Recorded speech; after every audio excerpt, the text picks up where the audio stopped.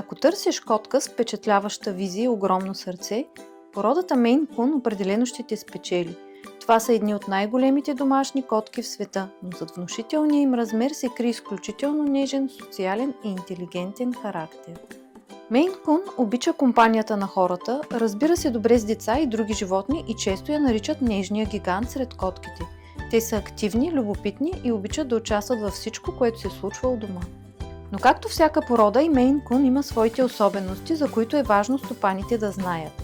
Най-честите здравословни проблеми при тази порода са сърдечни заболявания, особено хипертрофична кардиомиопатия, проблеми с ставите и тазобедрената дисплазия, склонност към натрупване на килограми, образуване на сплъстявания по козината.